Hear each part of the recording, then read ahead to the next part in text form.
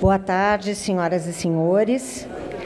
Vamos dar início ao nosso último painel e após o encerramento, informando que o senhor, excelentíssimo senhor ministro, já encontra-se a caminho, ele está chegando já.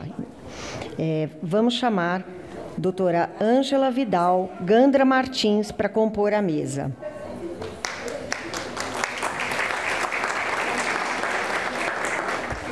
Doutora Ângela Vidal Gandra Martins, professora, sócia da Gandra Martins Advogados Associados, presidente do Instituto Ives Gandra de Direito, Filosofia e Economia. Dr. Robson Maia Lins. Dr. Robson Maia Lins, que é doutor, mestre da Barros Carvalho Advogados e Consultores.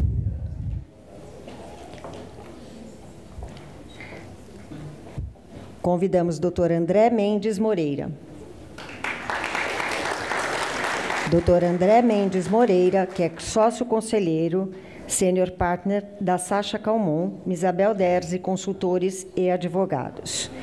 Dr. Halley também irá compor a mesa, ele só está recepcionando o senhor ministro, aí ele já entra aqui.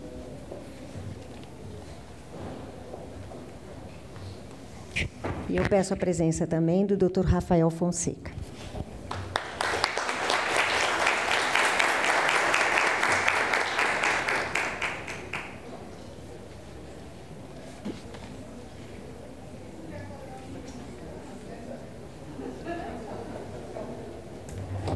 Eu passo a palavra para a presidente, doutora Ângela Vidal Gandra Martins. Obrigada pela composição da mesa. Bom final de tarde para todos já, não? É uma honra poder presidir essa mesa. O Dr. Halley vai estar conosco, querido amigo Robson, acabei de conhecer o André, não é? E o Rafael, né? O Rafael, não, desculpa, o André e o Rafael, né? Que vai dar um orgulho para o pai, não? E eu queria agradecer também, né, esse congresso que é tão importante para esse momento, né? Queria compartilhar os currículos das pessoas que estão nessa mesa e vão falar, especialmente o nosso Robson, que é doutor, mestre, está na Barros Carvalho Advogados e Consultores, o André Mendes Moreira, sócio conselheiro partner da Sacha Calmon, e o Dr. Halley, né, que vocês já conhecem, presidente da BAD. Eu só queria ressaltar, né, esses currículos, que é o dever da presidente, né, por um lado, e, por outro lado, eu queria abrir esse evento pensando no tema dessa mesa, que é tão importante, né, que são as garantias e liberdades do contribuinte. Meu pai deveria estar aqui nessa mesa, né, o Ives Gandra, aliás, não mereço ser filha dele, né, mas agradeço ser filha dele e aprendo muito com ele. Mas, nesse ponto de toda a liberdade e toda a relação fisco-contribuinte, nós divergimos, né, e ele defendeu a tese dele de doutoramento, a teoria da imposição tributária, e ele diz que é um imposto, o imposto é uma norma de rejeição social. Ninguém pagaria imposto se não houvesse sanção, se não houvesse uma obrigação. A minha expertise na filosofia do direito é em Lon Fuller. Aliás, essa semana eu tive num evento com o ministro André, na Fiesp, e ele falou desse autor que eu recomendo ler, porque ele é um sólido autor para o Rule of Law, para o Estado Democrático de Direito, e o ministro André falou do Lon Fuller, né? E o Lon Fuller, ele, muito pelo contrário, ele acha que se o imposto é justo, se é bem empregado, né, se existe uma segurança jurídica na cobrança desse imposto, né, que o cidadão abraçaria o imposto como um dever da comunidade e fazer a comunidade crescer, né, e que a votação desse imposto estivesse também muito ligada à vontade do povo, à vontade do cidadão. Eu acredito nisso, eu acredito em que se pode, até porque o Longfuller era um aristotélico, dizia que o fim do direito é a amizade, a comunicação, o fortalecimento de relações sociais. Então, eu entendo que as garantias e liberdades são o fundamento, né, dessa relação fisco-contribuinte. Eu já estou terminando, eu gostaria de falar que também eu estou trabalhando hoje na Federação de Agricultores de São Paulo, no agro, e recentemente teve um programa de autorregulação, né, de conformidade com a Receita. Evidentemente, os agricultores, pequenos agricultores principalmente, ficam apavorados, porque não tem condição nem de preencher, né, uma ficha, nem não consegue entender o sistema, né? E eu falava, eu recebi 2 vezes a Receita Federal, e eu falava, olha, não adianta só que bom, eu já sei pagar o imposto, mas vocês têm que ver a realidade do agro, vocês têm que ver a política fiscal, vocês não podem só ver a forma do imposto, né? A garantia e a liberdade não está na forma sim, mas também, evidentemente, na essência, no conteúdo, na política fiscal para alavancar um determinado setor e assim por diante, né? E, por fim, agora termino mesmo, antes de eu começar o evento, me pediram para falar de uma garantia e de uma liberdade que está em pauta hoje no Supremo Tribunal Federal e que eu tenho trabalhado a favor, né, principalmente como um direito humano, né, um direito fundamental, que é a pauta do aborto, né? Vocês sabem que a DPF 442 foi revigorada antes da ministra Rosa Weber sair e foi levada a plenário virtual, houve mandado de segurança pelo procedimento que está falho e, ao mesmo tempo, houve o destaque, né, pelo ministro Barroso para que seja em plenário físico, pelo menos. Me pediram para dizer, né, lembrar que a vida não é um direito negociável. E, se tivesse que ser discutido, é para proteger mais e melhor. Né? E, por outro lado, que, evidentemente, isso é óbvio, né, pela nossa Constituição, a competência não é do Supremo Tribunal, mas da Casa do Povo, onde os representantes do povo podem decidir. E eu penso que essa é a maior garantia, no momento em que um Estado pode definir, sem uma base científica, um poder que não tem essa competência. Quando nós passamos a ser seres humanos, nós temos o princípio da tirania, porque se eu nego o primeiro direito humano, eu nego o exercício de todos os demais. Por isso eu penso que nós temos que garantir, né, a liberdade de viver, a liberdade de nascer a partir do potencial de cada um de nós, que está definido, né, desde, né, da nossa concepção, a partir de um código genético. Então, era isso que eu queria dizer. Peço perdão pelo tempo e passo a palavra agora para o Robson, que começa, não, Robson? Sim? Bem, boa tarde a todos. Doutora Ângela, eu a cumprimento efusivamente, cumprimento o seu pai, Ives Gandra, um grande homem, um grande professor, um lutador. Ives é um trabalhador, acorda cedo, reza, trabalha incansavelmente. Tem um defeito de ser São Paulino doente, né? Mas assim como o professor Paulo de Barros Carvalho, né? É uma figura de toda a sua família, sua trajetória, a trajetória de seus irmãos. Cumprimento meu amigo André Mendes Moreira, nosso professor da UFMG, professor da USP, aqui da Faculdade de Direito da USP. É o nosso Rafael Fonseca, querido amigo, também professor do IDP, está no IDP, mas onde quiser chegar, porque Rafael é um estudioso inveterado, aquele que prima pelo estudo diário, né, assessor, não sei se está na assessoria ainda do Supremo, Rafael, ainda está lá, então vai pontificar, né? Deveria ser o ministro já, daqui a pouco, viu? Eu quero agradecer a BAT também, o Halley, eu venho sempre essas jornadas, acho que desde a primeira, e também o outro evento que o Halley faz. Lembro quando a BAT começou, né, sempre um esforço de um grupo de 4, 5, 6 pessoas, e depois ela vai se adensando, e o Halley sempre pôs na cabeça de que faria deste evento uma posição no calendário jurídico, e conseguiu. Então, ele é uma pessoa que tem muita fé em Deus. O Halley é um cara decente, com muita fé em Deus. E ele dizia, eu tinha dúvida, porque eu sei como é a briga que lá no IBET para fazer um evento por ano, né, já tem especialização, e o Halley aqui tem a PET do Marcelo Magalhães Peixoto, tem a ABAT, então tem vários fóruns que um vai complementando o outro, um pega mais a parte prática, outro mais a parte teórica, um vai fazendo a fusão.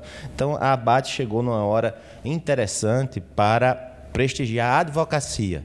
Ela pega um pouco de conhecimento científico, um pouco de conhecimento técnico, um pouco da pragmática e vai formando aquele caldo que acaba sendo um evento muito interessante. Então, sempre que eu posso, e eu acho que eu vim a todos, eu estou por aqui.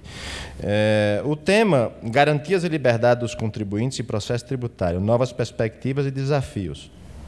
Eu enfrentaria esse tema nas 3 dimensões, uma muito bem falada pela professora Ângela aqui no início, né?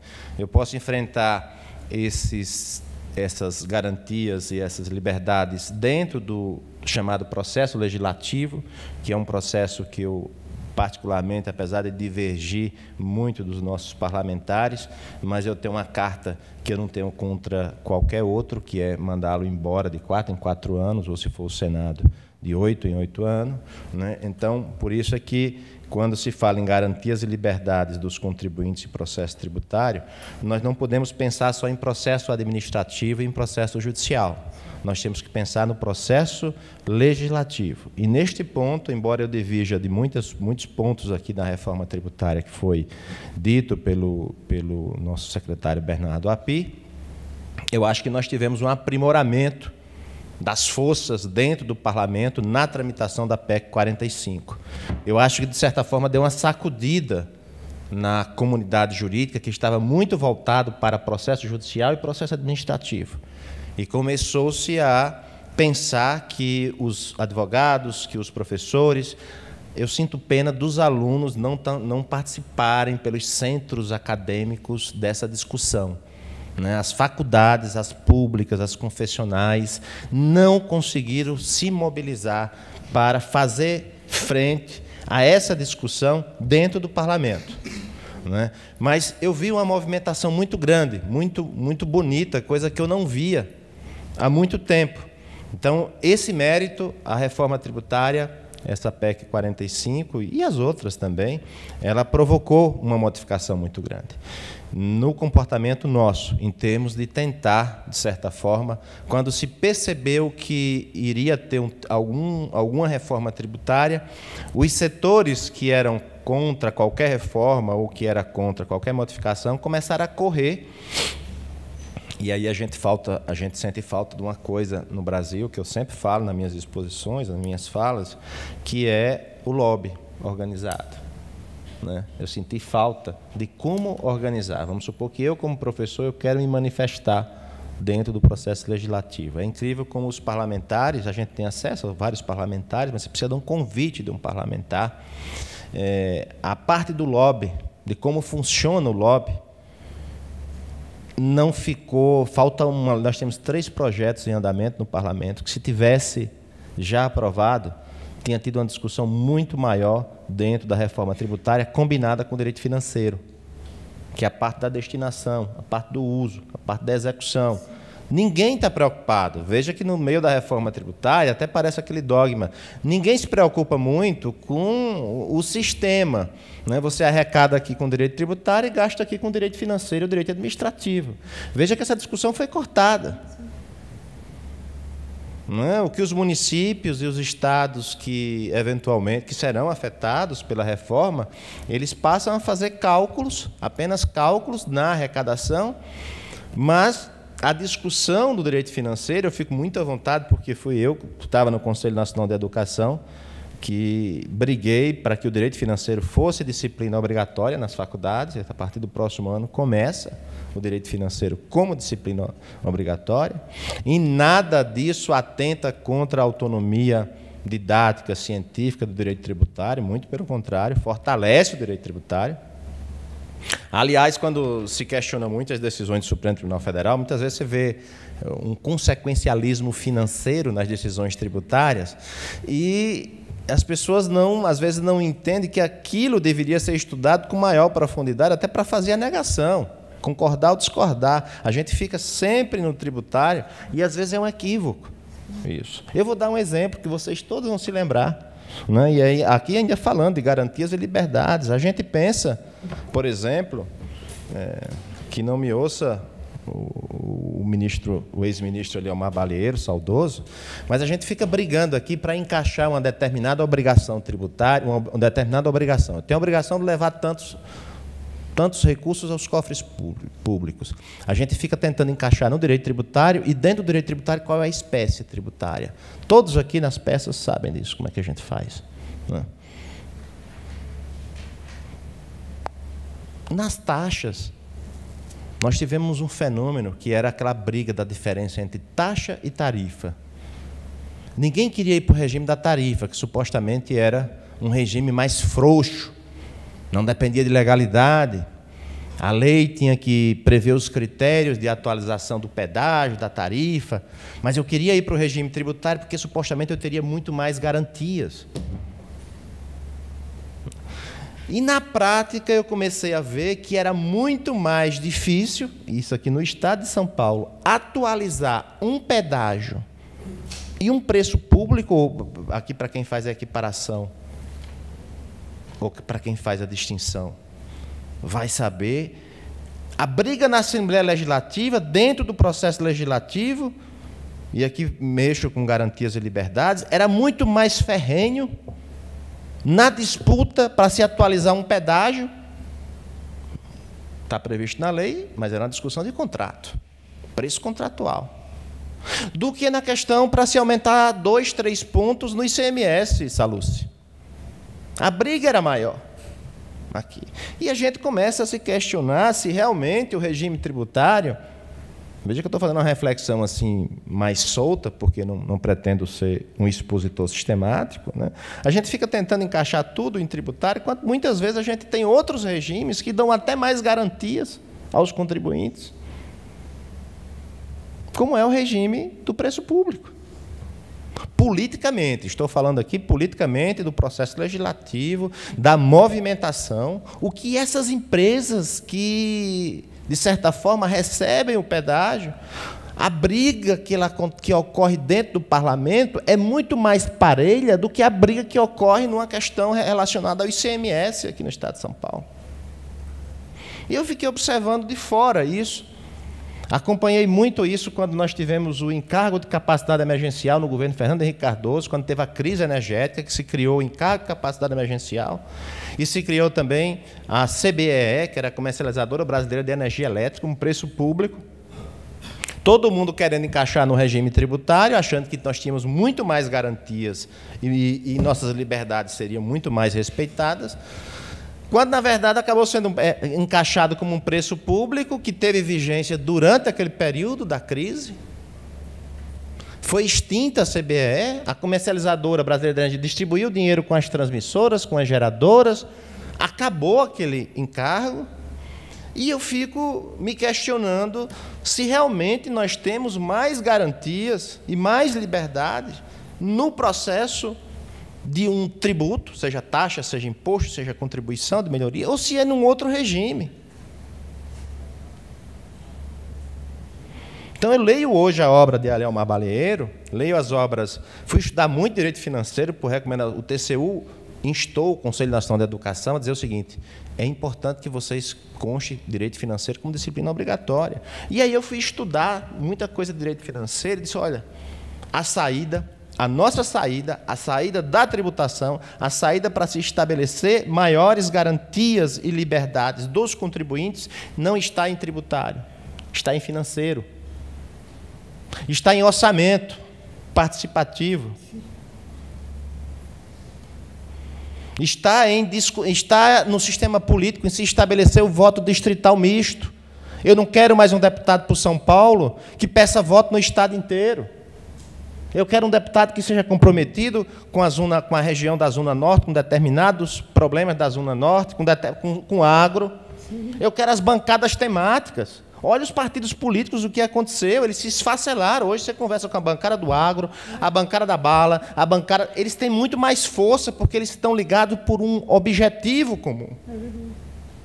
Por isso tinha que ter o voto distrital misto, a reforma tributária ia ser muito mais simples se já tivesse sido feita essa reforma política, que é a mãe de todas. Faz 25 anos que eu escuto isso, desde o dia que eu entrei na faculdade. A palestra na faculdade, no meu primeiro dia de Direito, foi com Paulo Brossard, onde ele falava, e ele tinha até um livro, ele era Josafá Marinho, Paulo Brossard e Bernardo Cabral, sobre os anais da Constituição. É a mãe de todas. Estaria muito mais fácil essa discussão de como simplificar o sistema. Eu acho que a gente não teria nem chegado nessa confusão toda se a gente já tivesse aprovado, se fosse os deputados de bancadas, por áreas específicas, distrital misto. Isso facilita. Né? Então, você chega... Isso evitaria, Salúcio, com que aquelas emendas que chegaram de última hora, que os parlamentares sequer sabiam, votassem no mesmo dia da PEC 45, sem saber o que estava votando, porque ele teria os temas específicos. É um deputado ligado a determinada finalidade. Então, isso que precisa, mais do que o processo judicial, mais do que o processo administrativo, nós precisamos aprimorar o processo legislativo. O sistema político, a saída está por lá, a saída não está em processo administrativo, não está em processo judicial, isso é residual. Então, com essas minhas considerações, eu sempre peço, legalizem, vejam a lei do lobby, porque ele está sendo feito. Se está sendo feitas isso, vamos torná-los claros, vamos colocar lá como faz nos Estados Unidos. Olha, eu estou defendendo aqui, por exemplo, tem uma parte do lobby lá, agora na guerra mesmo da Ucrânia, tem uma parte lá dizendo, eu sou contra os americanos pagarem mais dinheiro para que mande armas para a Ucrânia. Aí tem lá escrito, e as pessoas vão lá e assinam o manifesto, não libere mais dinheiro, nós precisamos de dinheiro aqui. Aí tem outros agora com a guerra o Biden está às voltas lá, porque ele sabe que se precisar de mais dinheiro para a briga Israel e Hamas, aí tem lá o lobby para quem diz não tem que mandar mais dinheiro para Israel. E o lobby do outro lado é com placa. E você se dirige, por que vocês estão defendendo isso? Tal, e eles vão. E as televisões ficam filmando e dando declaração. Então, o embate efetivamente acontece. Com isso, eu quero dizer que esse sistema de garantias e liberdade dos contribuintes, eu tiro o contribuinte e põe cidadãos aqui, cidadãos e cidadãs, não necessariamente ocorre dentro do limite do direito tributário. A gente que é especialista tenta olhar para o nosso umbigo, né, e achar que o mundo não existe, que o resto não existe. E, às vezes, está lá fora a saída para a gente, no direito tributário. Tem muita coisa que não deveria ser feita por imposto, deveria ser feita por preço público. Tem muita coisa que não deveria ser feita por taxa, deveria ser feita por preço público. É muito mais fácil pressionar, brigar e derrubar, ou controlar a destinação. Pegue o que o TCU faz em relação aos preços públicos, das empresas que vão pedir reequilíbrio econômico-financeiro do contrato, e pega o que o TCU faz em relação às taxas ou às contribuições. Veja qual é o trabalho mais refinado que ele faz em relação... Veja que parece que eu estou jogando contra meu campo, mas não é. É porque a gente vai ficando velho e começa a olhar para um lado, para o outro, e ver que, às vezes, a solução não está no nosso umbigo, está mais ampla do que a gente poderia pensar num primeiro momento. Eu agradeço nesse primeiro momento de colocação. Muito obrigado.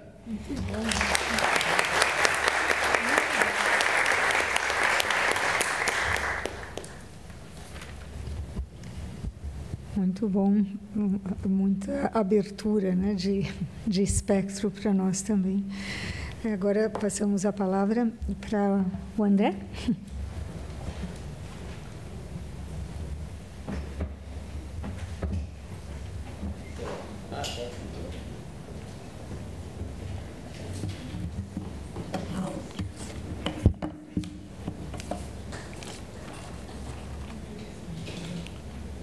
Boa tarde às senhoras e aos senhores. Quero inicialmente registrar a minha satisfação em estar neste congresso tão diligentemente organizado pela Associação Brasileira de Advocacia Tributária, na qual cumprimento na pessoa de seu presidente, Dr. Halley Henares. Quero igualmente cumprimentar a mesa, a doutora Ângela, doutor Rafael, doutor Robson Maia, meus caros amigos, senhoras e senhores. Trarei aqui um problema e duas formas de solucioná-lo. Uma qualitativa e outra quantitativa, muito embora a quantitativa também colabore para a solução qualitativa. Qual é o problema? O problema se chama ativismo judicial. E as palavras aqui não são minhas. As palavras aqui são de Ronald Dworkin. Ronald Dworkin, que reinventou os princípios, classificava o ativismo judicial como forma virulenta de pragmatismo. Segundo Ronald Dworkin, o ativismo judicial concebe o juiz que busca impor a outros poderes do Estado seu próprio ponto de vista sobre o que a justiça exige. De modo que o autor, cuja obra marcou a ascensão dos princípios no direito, e que obviamente não foi uma função solitária, a ascensão dos princípios foi também devido a um conjunto de fatores, dentre os quais a constitucionalização de direitos, a principiologização da vida nessas constituições e o alargamento dos papéis exercidos pelas Cortes Supremas em todo o mundo, em decorrência dessas novas constituições, que foram promulgadas, sobretudo, após a Segunda Guerra Mundial, que foi acompanhada, sob o prisma doutrinário, por uma evolução. Saímos de um positivismo hartiano para um antipositivismo dworkiniano. Porém, o antipositivismo, e esse é o meu ponto, jamais foi, e as frases aqui ditas corroboram o que estou a dizer, eis que escritas pelo patrono do antipositivismo em todo o planeta, uma autorização ou convite para o exercício arbitrário das próprias razões por parte dos magistrados. Dworkin esclarece em sua Opus Magna, que é o Império do Direito, que toda a sua teoria, que é a base do antipositivismo que hoje graça na interpretação jurídica, com uma ou outra modificação, mas é a fundação de tudo que se construiu nessa seara. O próprio Dworkin vai dizer que a sua teoria foi concebida para casos difíceis do direito privado norte-americano. E o próprio Dworkin diz em seu Império do Direito que, no caso do direito penal, a interpretação prevalecente é a que ele denomina de convencionalista, aquela que busca não se afastar do texto escrito na medida em que está em xeque a liberdade das pessoas. De modo que o recurso aos princípios, segundo o autor que alçou os princípios a um nível jamais antes concebido pela sociedade jurídica, o recurso aos princípios só deve ser utilizado em casos difíceis, jamais em casos fáceis, nos quais a pura e simples aplicação da regra é suficiente para a solução da contenda. E eu faço uma pausa, obviamente, para que todos possam aplaudir e saudar o ministro André Mendonça, que adentra o recinto.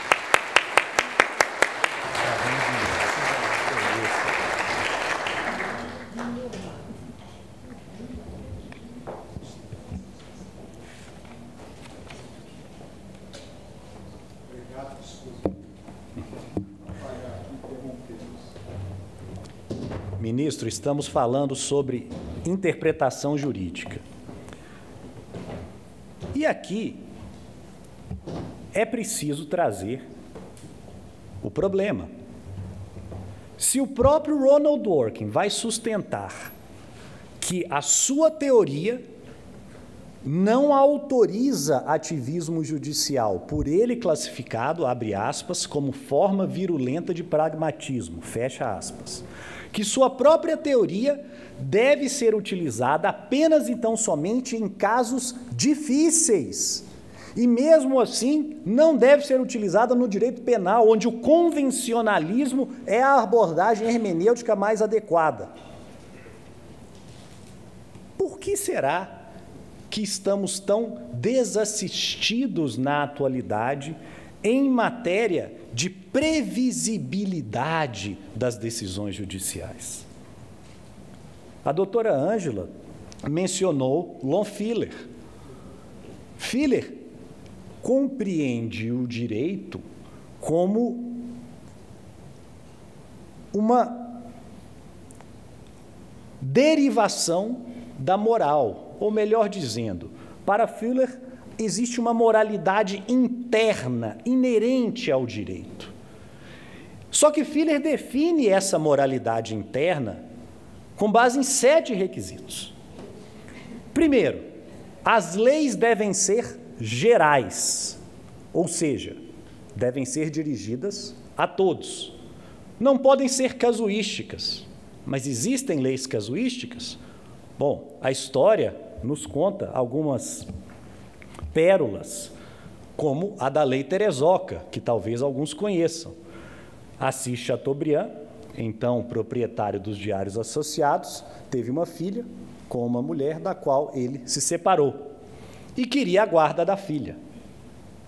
Só que, na época, a lei dispunha que, na separação, caberia à mãe a guarda e não ao pai. O caso estava para ser julgado com o então juiz da Vara da Família do Rio de Janeiro, Nelson Hungria. O que Nelson Hungria faz na audiência já antecipa. Tendo em vista a lei, ele a seguirá e a guarda ficará com a mãe da menina e não com Assis Chateaubriand. Assis Chateaubriand consegue, então, aprovar uma lei para mudar a guarda na separação da mãe para o pai. O caso é julgado no dia seguinte e a lei é revogada no outro. Isso não é uma lei geral. Segundo Lohmiller, se a lei não é geral, ela não é republicana e ela não atende à moralidade interna do direito. A lei deve ser pública, no sentido de que deve ser conhecida por todos. No início da República Romana, no século VI, havia uma grave disputa entre patrícios e plebeus. Os plebeus formavam um exército que conquistava as riquezas para a então recém-criada República, mas os patrícios ocupavam todos os cargos de mando naquela sociedade, inclusive os tribunais de justiça. E não havia leis escritas. Foi então que os plebeus conseguiram, após muita contenda, a aprovação daquela que entrou para a história como a Lei das 12 Tábuas, que foi uma compilação de costumes e regras vigentes na sociedade romana, que permitiu que os tribunais, cujos julgadores eram eminentemente patrícios, passassem a julgar os plebeus com base em leis escritas, conhecidas. E com isso se ganham os outros 5 requisitos de Filler. Prospectividade. Se eu sei qual é a lei, eu sei que ela vai se aplicar dali para frente. Coerência, clareza, estabilidade e efetividade. Sem essas características, não é possível falar em Estado democrático de direito. E o mais interessante é que essas características são partilhadas tanto pelos adeptos do direito como algo que contém a moral, que é o caso de Lohmiller, como pelos que partilham de um positivismo amoral, digamos assim, para não entrar em outras denominações. Bom, e tudo isso deságua num ponto bastante objetivo. Se as leis têm que ser gerais, públicas, prospectivas, coerentes, claras, estáveis e efetivas, e se a decisão judicial, e por lei aqui compreenda-se norma, e por norma compreenda-se também decisão judicial, e se a decisão judicial tem que seguir esses requisitos, qual é o primeiro passo para que isso ocorra? É ficar a uma distância segura daquilo que o próprio Dworkin condena, que é o chamado ativismo judicial. E eu vou trazer aqui um caso julgado pelo Supremo Tribunal Federal nesta semana e um elogio ao ministro André Mendonça, que restou vencido no caso, mas tenho certeza, convencido, de que tem a razão e, na minha opinião, tem toda. A Constituição reza que, em matéria tributária, os impostos não podem ser afetados a fundos. Por quê? Porque a receita do imposto é de livre destinação pelo legislador orçamentário, que a cada ano decide onde aplicá-lo. Revitalização do centro de São Paulo, melhoria do anel, do rodoanel, o que for, a receita do imposto há de ser livre. O que fez o Estado do Rio de Janeiro, sem entrar em detalhes, recortou 10% da receita do ICMS e destinou a 2 fundos. Primeiro com um nome, depois com outro nome, mas na prática reservando os recursos para finalidades específicas. O ministro André Mendonça, com toda a razão, invocou o artigo 67, inciso 4º da Constituição e disse, não disse isso, mas a minha interpretação, vejam, eminentes ministros, este é um caso fácil, é um caso de aplicar a regra ao caso. E ponto final. Não há que tergiversar. Há uma regra expressa na Constituição, há uma lei vinculando a receita de ICMS a 2 fundos, a lei é inconstitucional. Lamentavelmente, não foi o ponto de vista vencedor, que foi em sentido de que, veja bem, os fundos criados são fundos atípicos, não são os fundos dos quais trata a Constituição, mas a Constituição não especifica. A Constituição simplesmente diz, não pode ser afetado a fundo. Foi afetado a fundo, é inconstitucional. Fim da discussão. Com razão, o ministro aplicou a regra, sem necessidade de recorrer a qualquer princípio, para decidir um caso fácil. E a esse ensejo é preciso lembrar as lições do artífice do antipositivismo global, Ronald Dworkin, que, se soubesse o que está sendo feito de sua obra, certamente não concordaria. Ser antipositivista, fazer uso dos princípios para concretizar a dignidade da pessoa humana, é elaborar em prol do Estado democrático de direito. Quando necessário, diante de casos difíceis, e quando em jogo, garantias fundamentais. Mas se perdermos a generalidade, a publicidade, a prospectividade, a coerência, clareza, estabilidade e efetividade do direito, em razão de julgamentos que, sem necessidade, recorrem a princípios para sopesá-los, transformando regras claras em princípios que irão variar ao sabor do intérprete, estaremos laborando em desfavor dessas condições, que são as condições em prol das quais devemos todos lutar. Eis que estamos, como diz a Constituição da República, num Estado democrático de direito. E com essas palavras, eu agradeço a atenção das senhoras e dos senhores e me coloco à disposição de todos. Muito obrigado.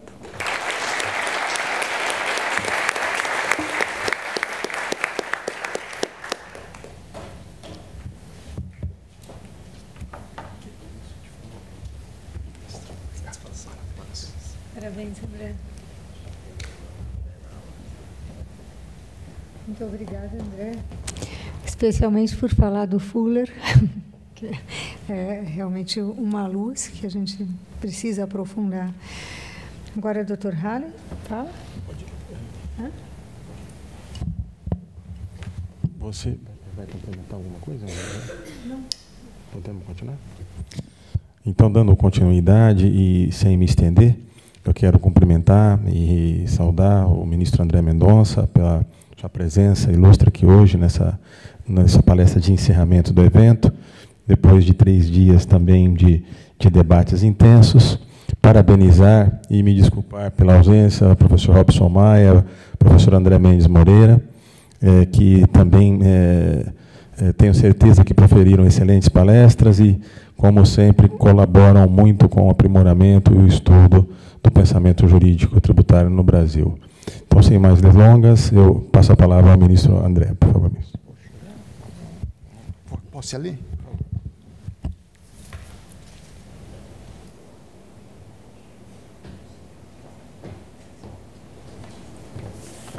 Boa noite já a todos, né? Privilégio estar aqui com vocês nessa sexta-feira chuvosa e testando todos nós aqui, a organização e eu, a paciência e a boa vontade da atenção dos senhores e das senhoras. Eu espero que, de algum modo, possa colaborar com a reflexão dos senhores e, de modo especial, aqui agradecer.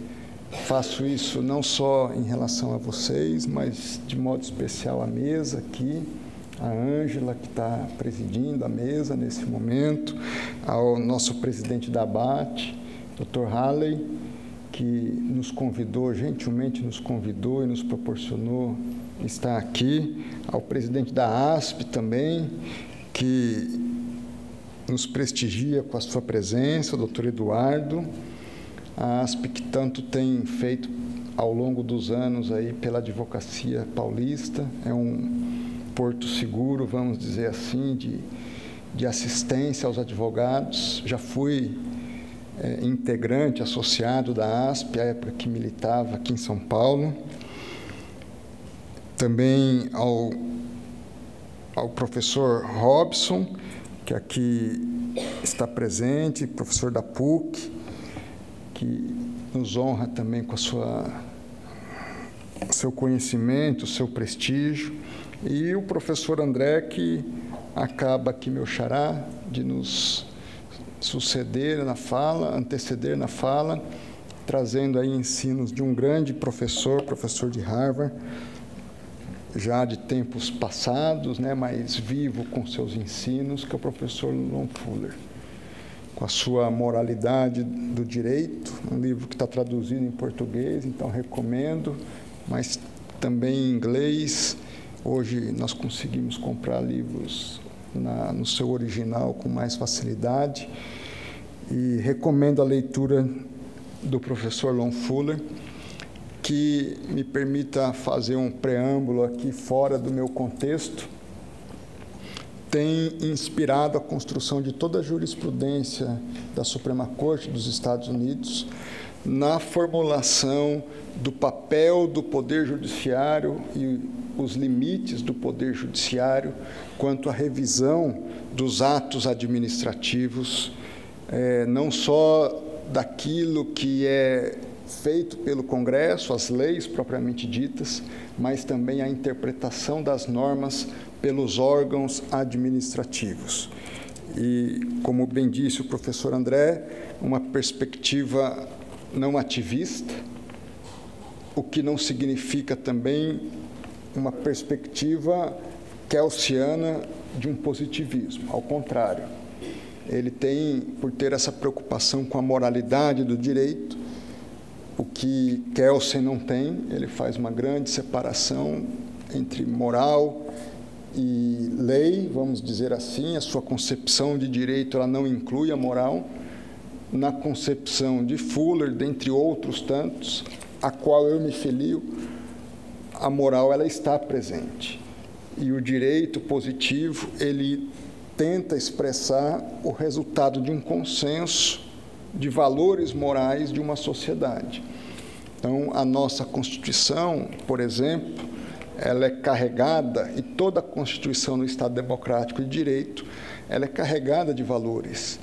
O preâmbulo nos traz um enumerado de valores que considera o constituinte originário, valores de um Estado democrático de direito.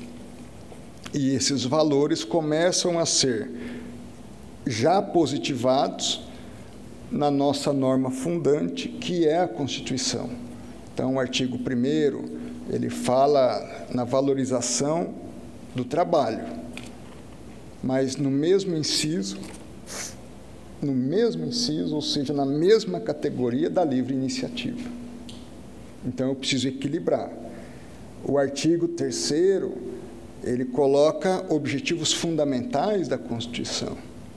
Então, lá, a igualdade, a liberdade, a justiça, a solidariedade. Está lá o bem-estar, que é a produção em termos constitucionais e a produção de riqueza.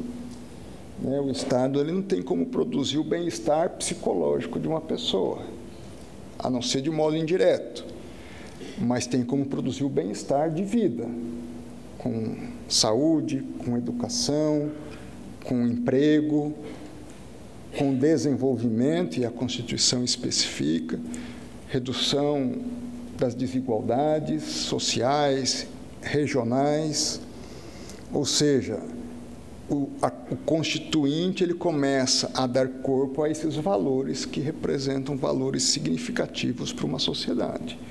Então, a liberdade é um valor, a justiça é um valor, a igualdade é um valor, a solidariedade, a segurança, o bem-estar, o desenvolvimento, valores que são caros à nossa sociedade, que são valores consensuados.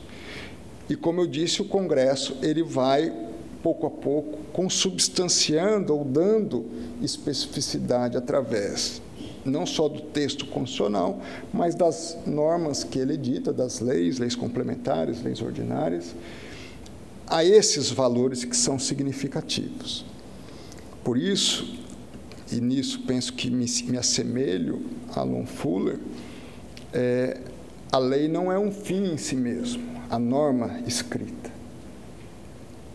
Mas a norma escrita é o meu ponto de partida para a interpretação. E penso eu que se a lei é o meu ponto de partida e meu ponto de chegada é a justiça, essa justiça ela não pode prescindir de uma visão individual de justiça.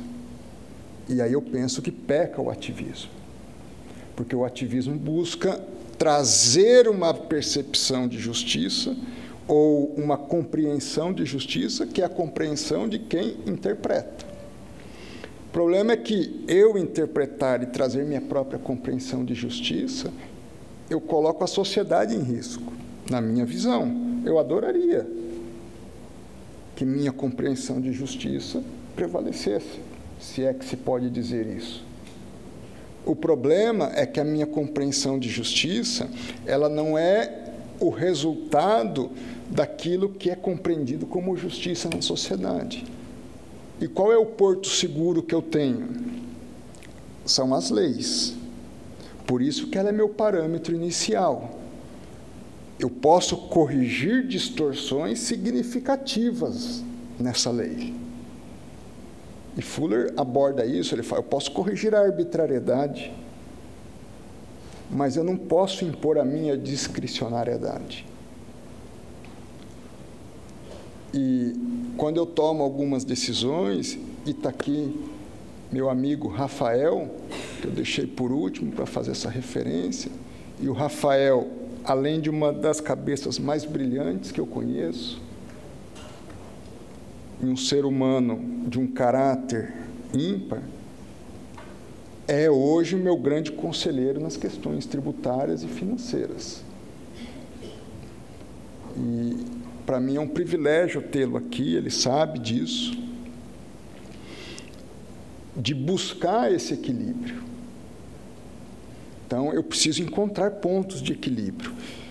E me valendo, me perdoe até, professor André, me valendo até dessa fala sua, não estava previsto eu falar nada disso, mas eu volto daqui a pouco para o meu script.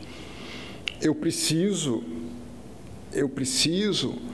quando eu tenho em jogo a possibilidade de aplicação de sanção de qualquer natureza, seja ela penal, civil, tributária, trabalhista. Quando eu tenho interesses policêntricos que se confrontam, quando eu tenho uma criação de efetiva expectativa de direito em função de normas prévias que foram estabelecidas, e aí eu me refiro ao quê? Investimentos.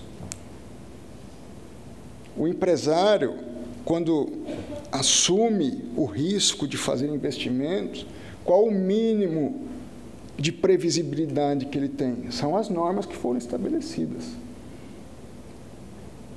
E eu mudar as normas prévias a que Fuller se refere, por definições ad hoc, ou definições casuísticas, aí eu dizendo, quando não casuais quando não casuísticas, eu estou rompendo toda uma expectativa de confiança e uma proteção da confiança da sociedade.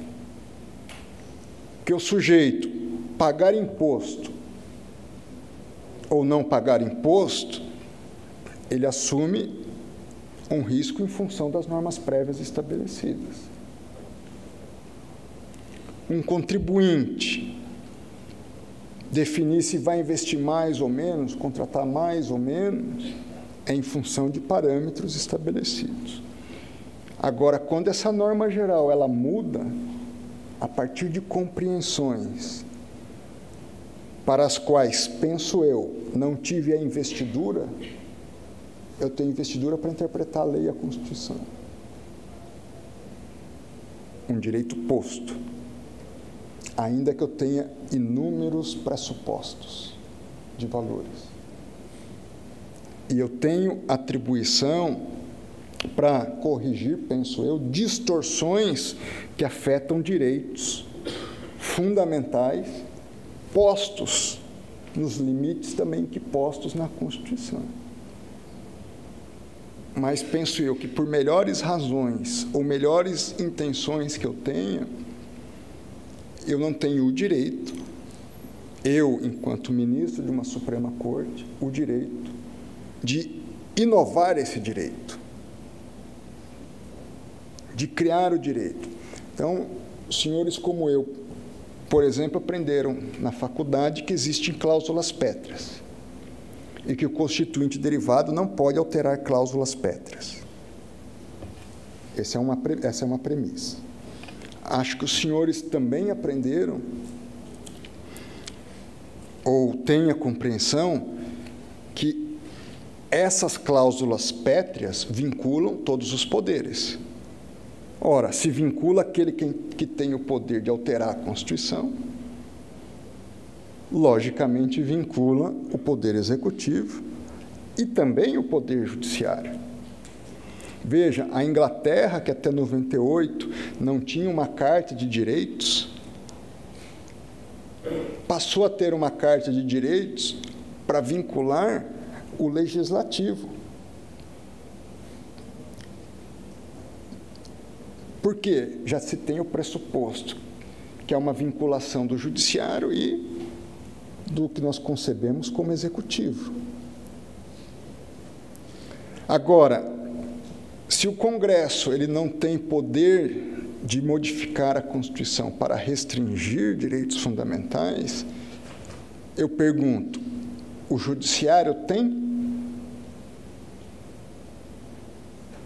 Para mim, a resposta é efetiva. Não, não tem. Para restringir, além do que está no direito posto, direitos fundamentais. Para mim, é uma segunda premissa. Se eu fizesse a seguinte pergunta ao auditório, e eu vou responder retoricamente, pressupondo que todos concordarão comigo. Todos concordam que não deve haver homofobia? Eu acho que todos concordam. Eu concordo. Todos concordam, talvez grande parte concorde comigo, que se deva tipificar como crime a homofobia? Eu acho que todos concordamos.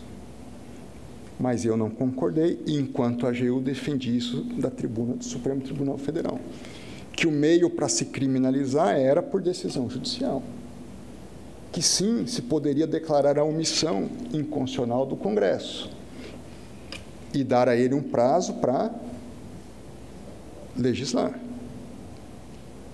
Isso eu defendi. Mas não que decisão judicial tipificasse. Não é que eu não queira que criminalize a homofobia, ao contrário. É que eu não quero, por uma boa razão, abrir uma brecha para que se crie um crime sem lei.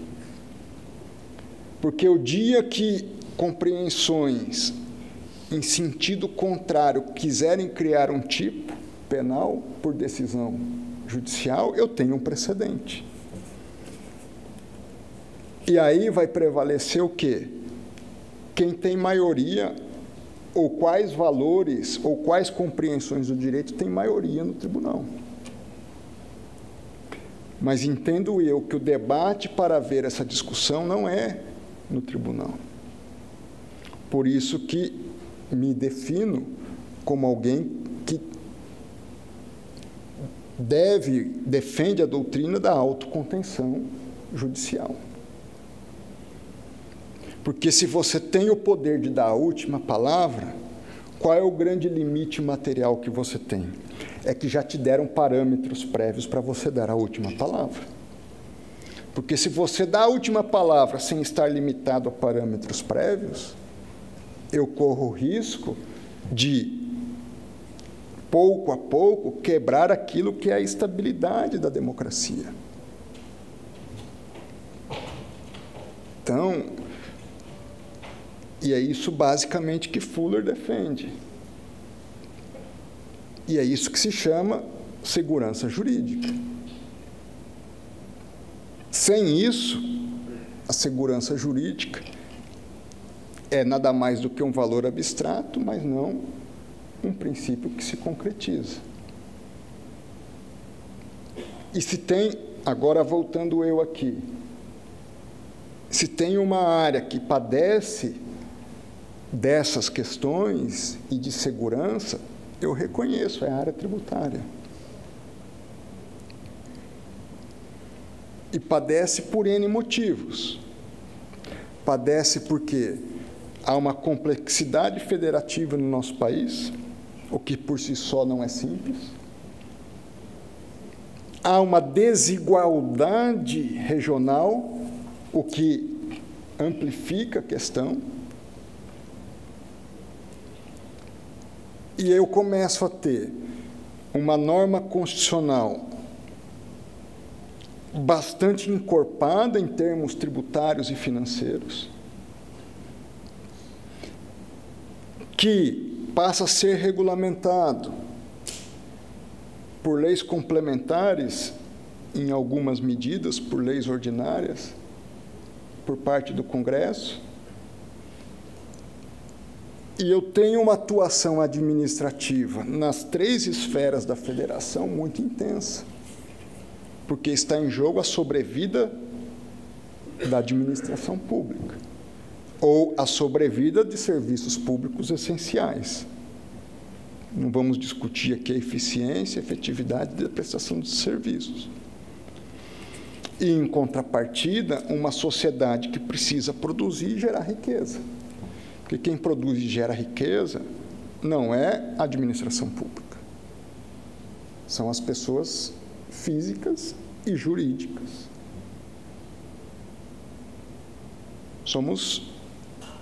São aqueles, vamos dizer assim, que saem para trabalhar todo dia. Eu, como agente público, eu em si não produzo riqueza. Eu presto um serviço para a sociedade. Mas as empresas, os empresários, os trabalhadores, as pessoas produzem e pagam uma parte da sua riqueza ao Estado para que ele pacifique a sociedade. Então, o papel do Supremo, penso eu, é distribuir justiça pacificando a sociedade, a partir de normas objetivas e prévias, evitando-se ofensas aos direitos fundamentais previamente estabelecidos na própria Constituição.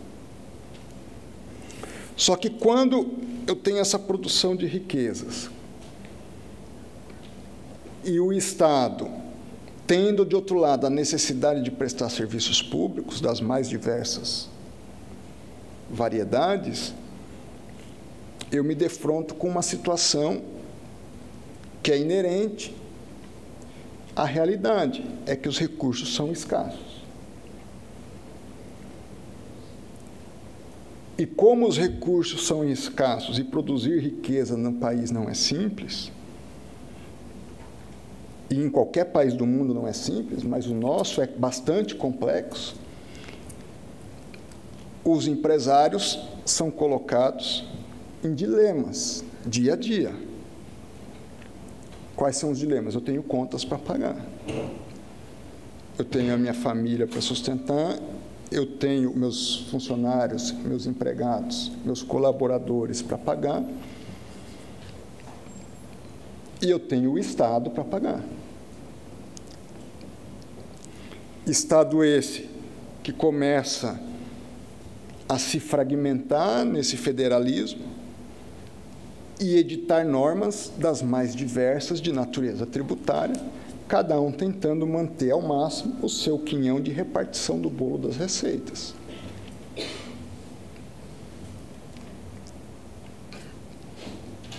E nesse contexto, se há uma disputa com outras despesas, há uma disputa também a quem eu pago o fisco. Eu tenho o município, eu tenho o Estado e eu tenho a União. E começo a ter uma série de demandas, então, diante da impossibilidade de pagamento, e aqui eu vou trabalhar apenas com a perspectiva da boa-fé do não pagamento. Nem todo que não paga está de má-fé. Não vou pagar porque eu quero simplesmente não pagar. Tenho certeza que a maioria deixa de pagar por ausência de condições de pagar.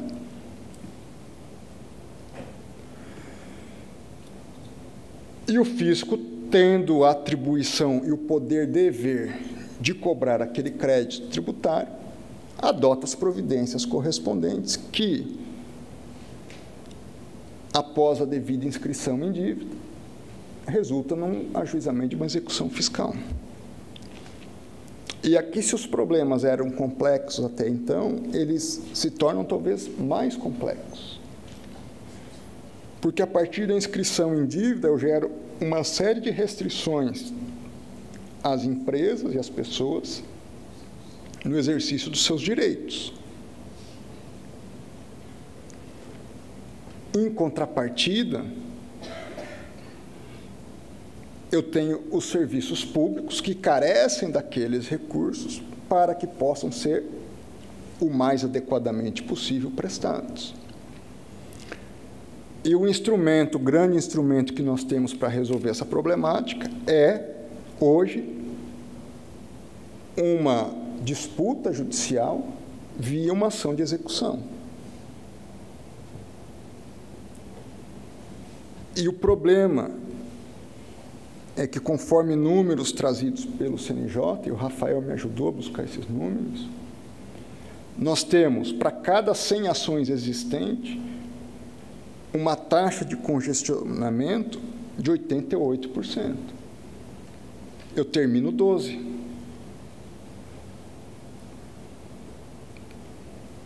E dentro desse espectro, hoje, as ações de execução judicial em relação ao crédito fiscal correspondem a 34% dos casos pendentes de resolução no âmbito judiciário. Ou seja, nós temos um judiciário hoje que, em média, 34% da sua demanda envolve crédito tributário. Grande parte do poder judiciário existe para lidar com as questões tributárias, mas mais especificamente com a própria execução fiscal. Isso revela o tamanho do problema. Eu não tenho pagamento e eu tenho, supondo uma resolução de 12%, no máximo 12% de êxito. E olha que nem tudo se resolve com pagamento desses 12%. Então, no Brasil, e eu, quando estive no ano de 2009, se não me falha a memória, em 2008 eu assumi como diretor de Patrimônio e Probidade da AGU. O nome era esse, mas a competência era mais ampla. Era patrimônio, probidade, meio ambiente, créditos e precatórios, ou seja, envolvia uma série de questões. E dentro dos créditos, a PGFN faz a execução da dívida ativa e nós fazíamos a execução de uma matéria menor, mas de modo bastante significativo, das decisões do TCU. E eu assumi em 2008, os jornais estampavam: a União arrecada 1% do seu crédito decorrente das execuções do TCU. E diziam os jornais: nós precisamos tirar essa atribuição da AGU, criar uma procuradoria no TCU para resolver isso. Lógico que tem uma disputa corporativa. Imagine o TCU só em Brasília, tendo que executar no Brasil inteiro, não ia ter condições. Ia piorar a situação. O que não justificava 1%. E eu assumi, era advogado-geral, hoje ministro também do Supremo, Dias Toffoli, com a incumbência de mudar essa estatística. E tínhamos que buscar soluções. E iniciamos, em 2009, meses de conciliação. Ainda de uma forma muito empírica. Veja, eu estou falando de 14 anos atrás. Primeiro mês de conciliação, fizemos 30 milhões em acordo. Nos surpreendemos.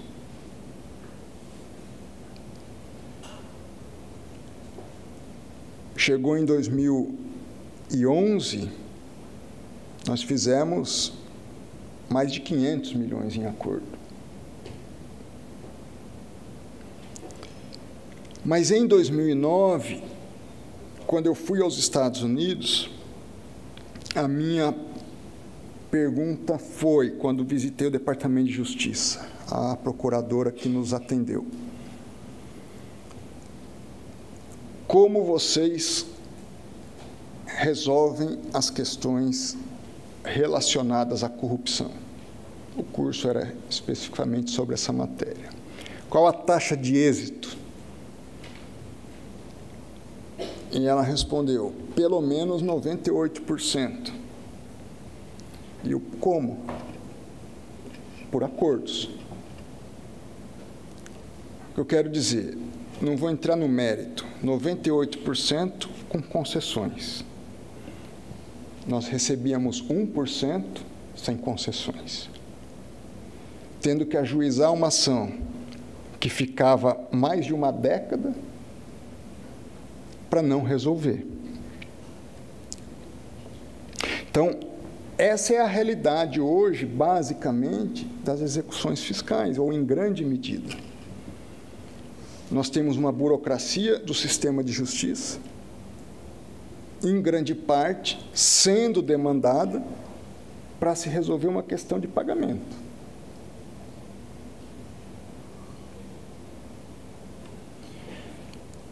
Com baixíssimos índices de recuperação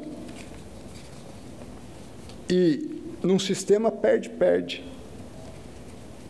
porque o sujeito inscrito em dívida, ele tem sua vida em grande medida comercial, negocial prejudicada.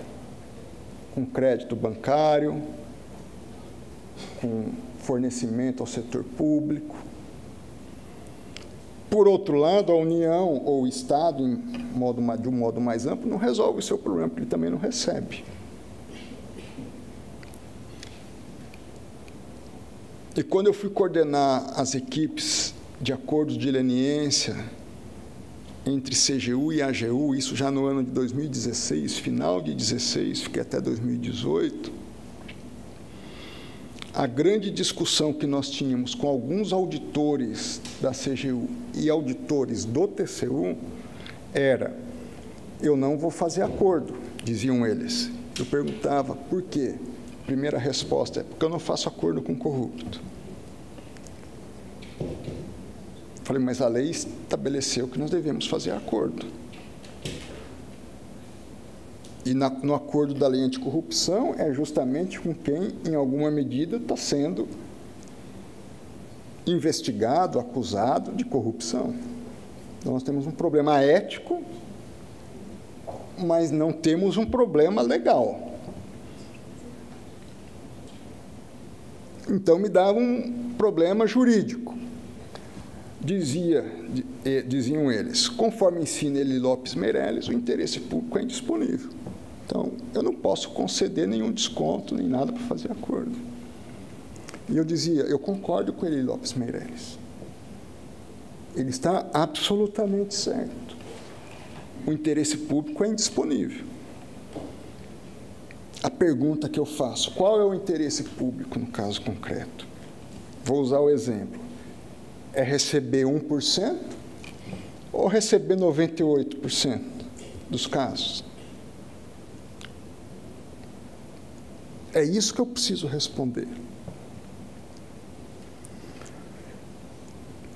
Então, se nós saímos de 1%, e vejam, com a questão de construção de acordos, e foi na nossa gestão na AGU, foi a primeira instituição a fazer protesto extrajudicial das execuções do TCU, ou seja, de um título executivo extrajudicial. Eu me lembro, a PGFN não queria fazer, porque tinha medo de ser alegada inconstitucionalidade. Eu falei, mas nós vamos fazer. Se for alegada, a gente defende. Se perder, paciência, mas nós não vamos ficar recebendo 15%. E eu deixei a instituição, a direção dessa área, com relação ao TCU, recebendo no crédito total mais de 15% e das multas mais de 25% do que nós cobrávamos. Agora, com quê? Com mecanismos alternativos.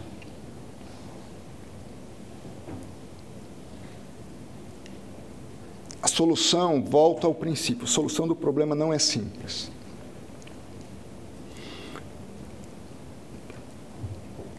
Por quê? Porque eu também não posso, e aí eu volto a Fuller, me aproveitando do professor André. Eu preciso ter normas prévias para fazer esses acordos. Mas quais são os segredos? Por que Fuller fala em normas prévias? Porque ele é crítico de decisões casuísticas. O que ele defende é uma previsibilidade. Essas normas prévias não são apenas aquelas ditadas pelo legislador, na visão de Fuller. São aquelas também criadas pelos órgãos públicos.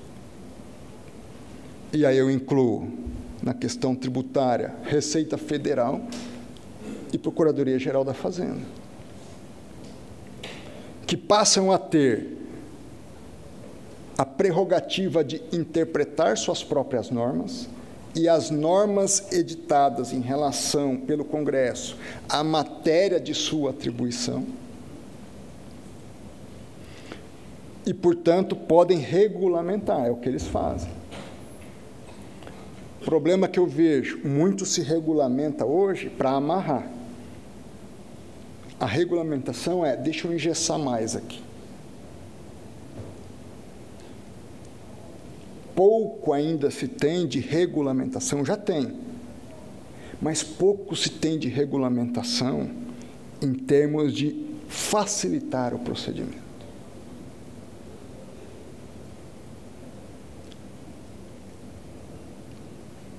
Eles dizem, há essa mentalidade como mecanismo de defesa e segurança jurídica, eu reconheço. Não. Concessões, mecanismos alternativos, eu tenho que ter um ato do Congresso Nacional, tenho que ter uma lei. Eu posso ter uma lei. Mas, penso eu e defendo eu, também posso ter padrões normativos prévios em níveis administrativos, para se facilitar o recebimento. Hoje, nós vivemos um processo onde temos um perde-perde. Perde o fisco, perde o contribuinte. Eu preciso ter métodos capazes de transformar isso num ganha-ganha. E eu me lembro, quando coordenávamos a questão dos acordos de leniência, a lei anticorrupção, ela praticamente nada fala do acordo de leniência, mas nada fala sobre como funciona a questão de recuperação de ativos nos acordos. E nós tínhamos duas correntes dentro da AGU e da CGU. Uma corrente única dentro do TCU, praticamente. As duas correntes eram, de um lado, a lei precisa especificar melhor. De outro lado, que eu me filiava, vamos criar uma doutrina administrativa. Vamos ler sistemicamente o marco jurídico e vamos criar uma doutrina. Então, a lei anticorrupção falava lá no artigo, salvo engano, 16, parágrafo 3º. O fato de fazer acordo de leniência não isenta a obrigação da pessoa jurídica de reparar integralmente o dano causado. Ok, eu preciso pagar integralmente o dano causado para fazer um acordo? Não. O fato de fazer o acordo não isenta a responsabilidade. É diferente. Tem um parâmetro. Então, vamos trabalhar da seguinte forma. Primeiro parâmetro. Nós só fazemos acordo se, havendo verificação de dano causado, a parte se comprometer a pagar a integralidade do dano. O que é dano? É algo que está reconhecido e transitado em julgado como dano apurado pelo TCU ou definido judicialmente, ou aquilo que a parte admitir. É um parâmetro. Vai ser assim para todo mundo. A lei nada falava sobre enriquecimento ilícito. Mas quem falava? A lei de improbidade. Aquele que pratica improbidade pode ser condenado a pagar integralmente o dano e aquilo que for apurado de enriquecimento ilícito. Eu já tinha um novo instituto jurídico, além do dano. Mas a lei anticorrupção nada fala sobre pagamento integral do dano. Então, aqui é a rubrica que a gente pode dar um desconto. A lei não dizia isso. Mas eu crio uma doutrina objetiva. E isso vai valer para todo mundo. Só que hoje, infelizmente, nós ainda não temos, por parte do fisco, leia-se, fisco em todas as suas dimensões, uma compreensão sistêmica nesse sentido. Já houve avanços, a Procuradoria-Geral da Fazenda já estabeleceu notas dos seus créditos, ela investe mais na execução de determinados créditos recebíveis, ela relega em segundo plano. aquilo que tem pouca probabilidade de êxito na cobrança, mas eu não tenho uma cultura. Eu preciso criar a cultura. E como eu faço para criar essa cultura? Basta apenas o fisco ou o Estado? Não basta. É preciso que eu crie uma cultura de integridade fiscal. E é princípio básico para eu criar uma cultura de integridade fiscal. Básico. Isso não está na lei. Ou está pouco na lei. Eu preciso de boa fé das partes. Boa vontade. Eu digo isso com certo, até um pouco a exaustão por onde passo. Ao longo da minha carreira, eu conheci, e tanto no setor público como no privado também. Reconheço que com mais intensidade no setor público. Talvez porque tenha vivido quase toda a minha vida no setor público. Tem muita gente que cria problema. Tem outros tantos indiferentes aos problemas. Você já foi numa repartição pública, se sentiu assim? Pô, esse cara só cria problema.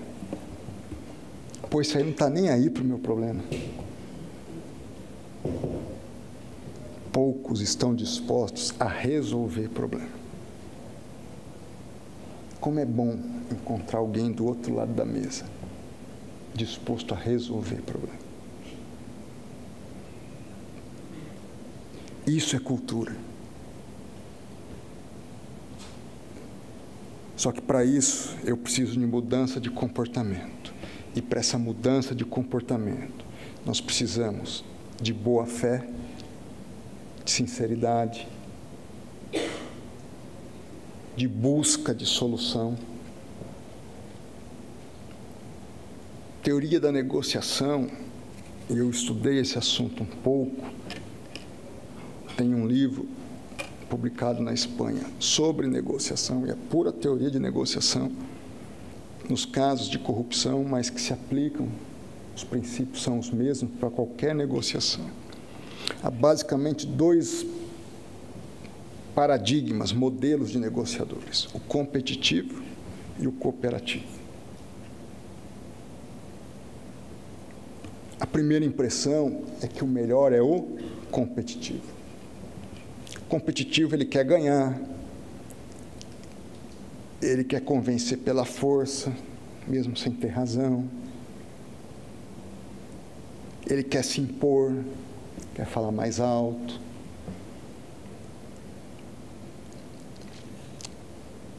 E pensa ele que ele, através disso, vai obter melhores resultados.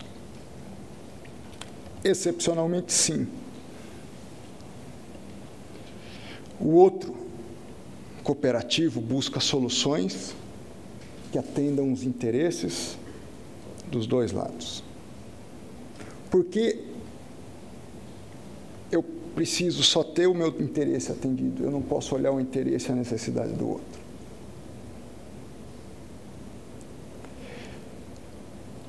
E dizem os estudos que, como paradigma, o melhor negociador é o cooperativo.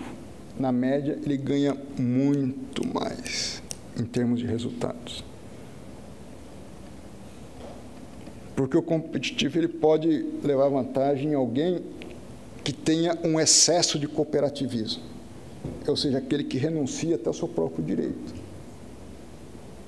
Não sabe interpretar os seus limites e abre mão do seu próprio direito. Mas, quando nós estamos tratando de fisco em empresas, as pessoas sabem seus direitos e os seus limites. Então, esse viés, nessa seara nossa, é muito pouco provável que vá ter êxito. O viés cooperativo, como princípio, é o melhor. Mas há um outro ainda melhor. É aquele que, como regra, é cooperativo, mas que, ao identificar um viés competitivo do outro lado, ele adota uma posição de competitividade até o outro entender que não vai adiantar e que é melhor se tornar cooperativo, e ambos voltam a cooperar. O melhor sabe transitar, mas sem perder a boa-fé. E provavelmente,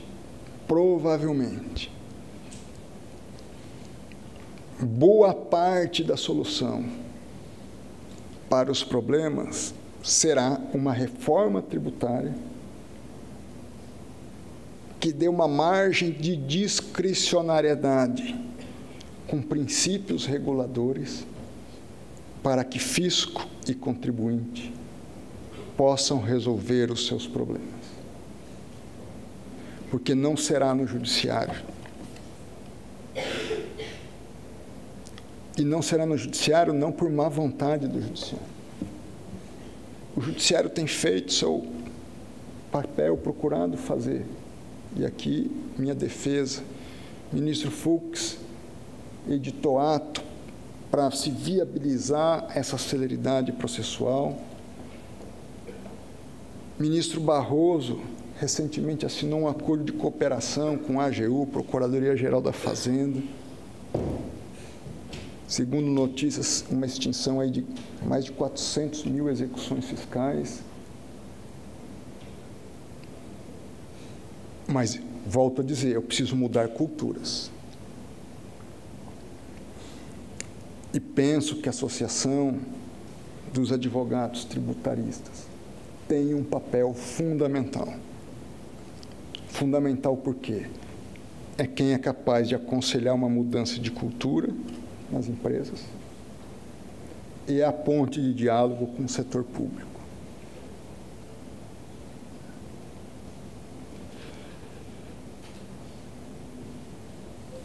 Além da possibilidade de trabalhar com efetividade junto ao Congresso. Que, por princípio, é aquele que tem o poder de trazer parâmetros regulamentadores que viabilizem o consenso.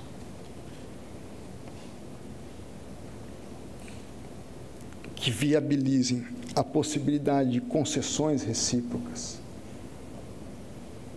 com uma regulação principiológica e a possibilidade de construção de paradigmas doutrinários em termos administrativos. Da minha parte, e o Rafael é quem sabe bem disso, há uma perspectiva. O ministro André veio da advocacia pública, ele é pró-fisco. Eu acho que é uma possibilidade de pensamento até muito natural de alguém que ficou na administração pública. Por outro lado,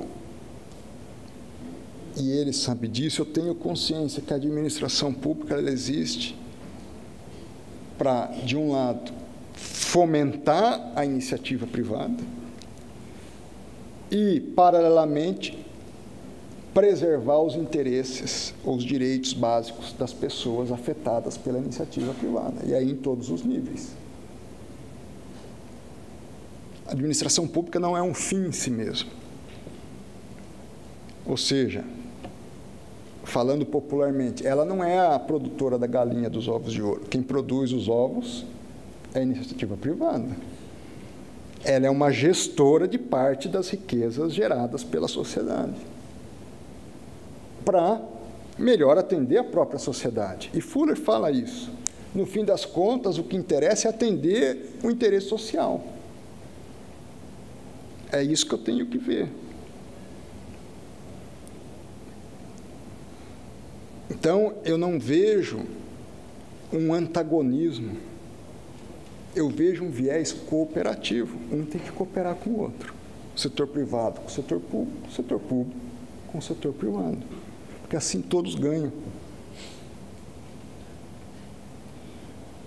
Então, a minha busca sempre será tentar encontrar soluções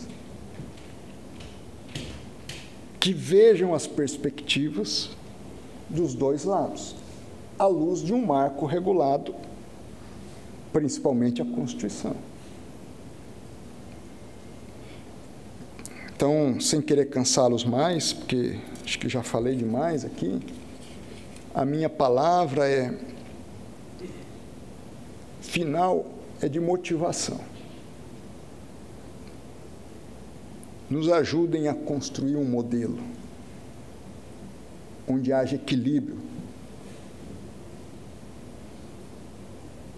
A minha busca é trazer, enquanto voto e tomo as decisões que tenho que tomar nos processos judiciais, que sejam capazes de perceber os interesses e as necessidades de um lado e os interesses e as necessidades do outro.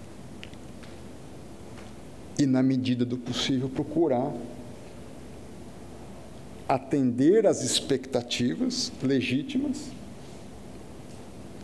em ambas as perspectivas, ainda que haja uma disputa que é ganho ou perde. O judiciário tem essa característica. Um ganha, outro perde. Na negociação, eu posso fazer o perde-perde, o ganha-perde ou o ganha-ganha. Ainda assim, numa perspectiva ganha-perde, eu não posso, penso eu, com a investidura constitucional que recebi, pensar que a solução a ser dada é necessariamente um ganha-perde. Eu preciso encontrar, ainda que de forma sutil, buscas de soluções capazes de preservar os valores estabelecidos pelo Constituinte. Senhores e senhoras, espero ter, de alguma forma, contribuído ao menos para a reflexão de vocês.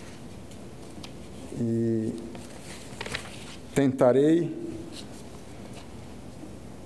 o máximo possível, nas questões fiscais e tributárias, buscar essas soluções que garantam os princípios norteadores que aqui defendi nessa tarde. Meu muito obrigado a todos.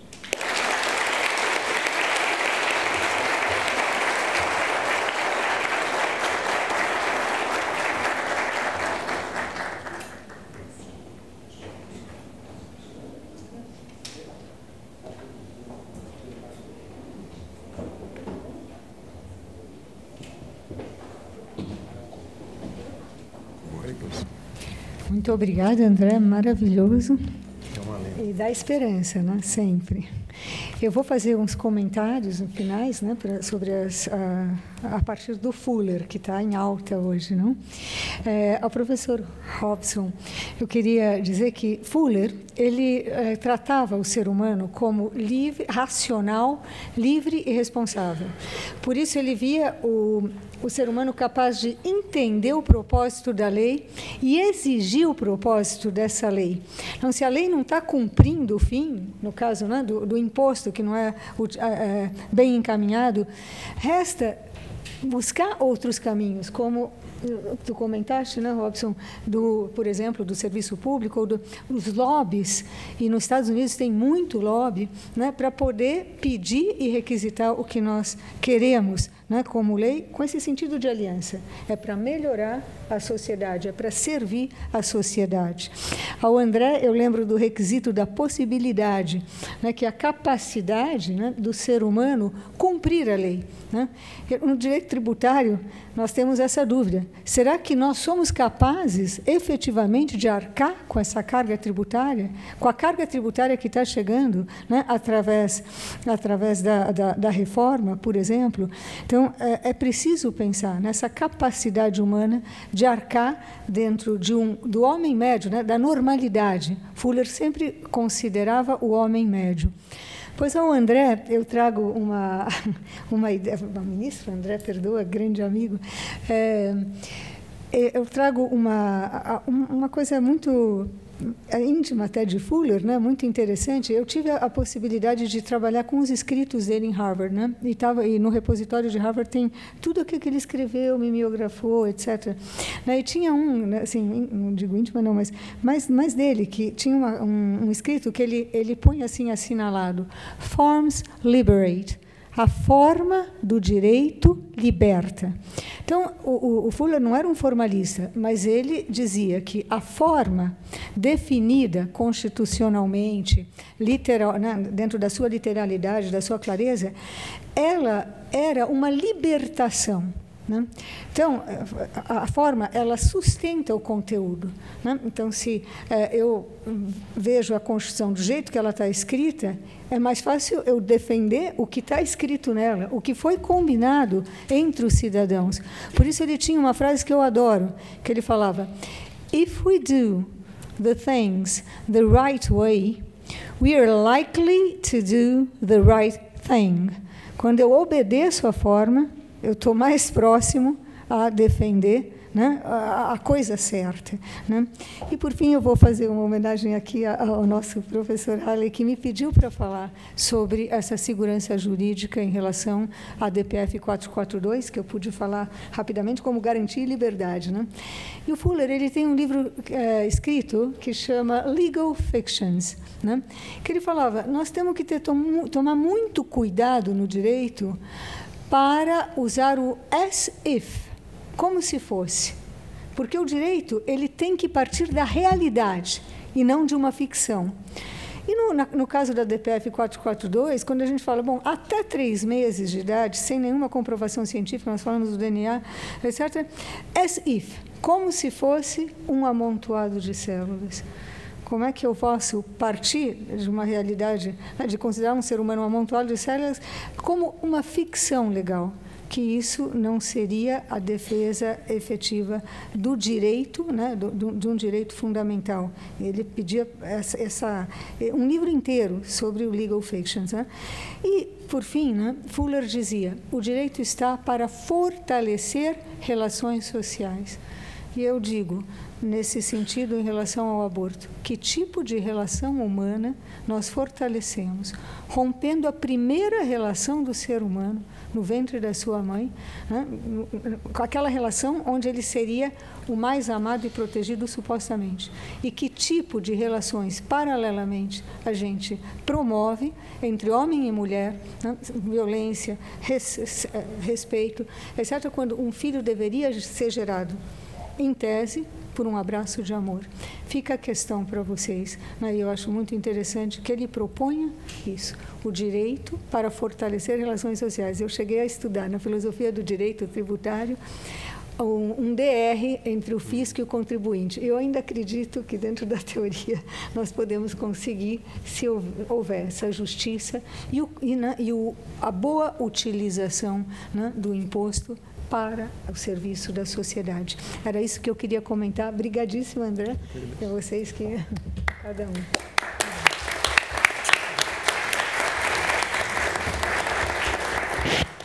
Você mandou mensagem, eu não vi. Depois eu vi. Eu sei que você mandou mensagem.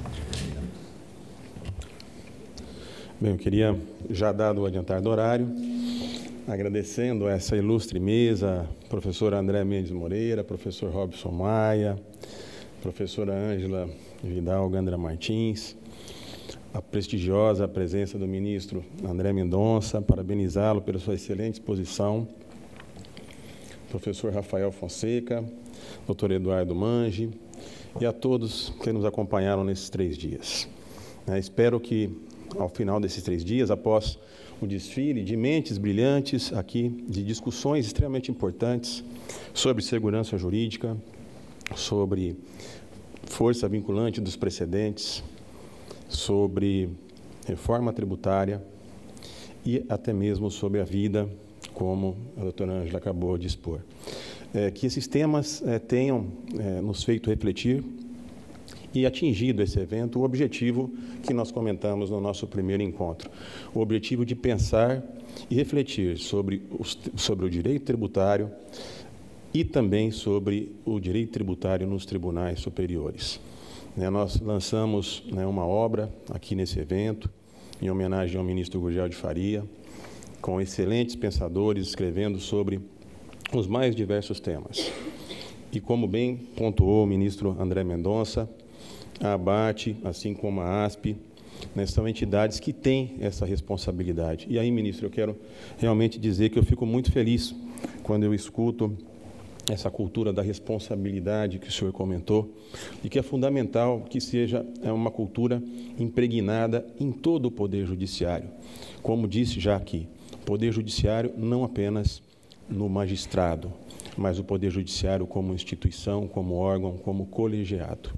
Que essa responsabilidade seja sempre fundamental nesse jogo de equilíbrio em que nós vivemos hoje, e o embate entre um Poder Judiciário que procura dar respostas mais rápidas, através, e vimos aqui, de várias questões ligadas à digitalização, a um Judiciário 4.0, ao tempo de resposta mais rápida, preenchendo a necessidade de uma prestação judicional efetiva, mas também de um Poder Judiciário que se atenta firmemente para o devido processo legal, para a ampla defesa, para o contraditório, para as garantias e liberdades do contribuinte.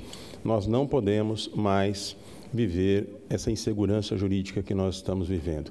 Insegurança jurídica essa provocada, sobretudo, por uma legislação tributária complicada.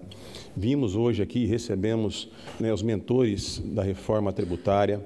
Há pontos de vista divergentes, percebemos isso em vários painéis, críticas ao novo texto que está sendo proposto, que foi aprovado ontem, o relatório pelo senador Eduardo Braga, e também proposituras construtivas.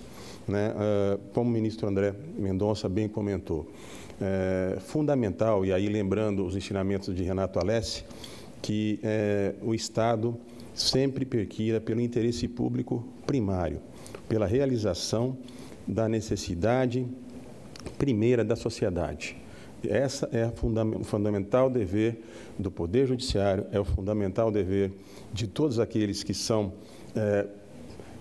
componentes das funções de Estado, Poder Legislativo, Judiciário, Executivo, e também um dever nosso, enquanto instituição, enquanto pessoa, na sociedade. E é com essa consciência que eu quero agradecer e concluir dizendo que da minha satisfação de ver aqui associados, membros de comitê, amigos que colaboraram para esse evento, e sem mais delongas, dado o adiantar do horário, agradecendo e parabenizando novamente a mesa, desejar a todos um bom final de semana, um bom final de evento, que todos cheguem bem em casa. Muito obrigado pela atenção.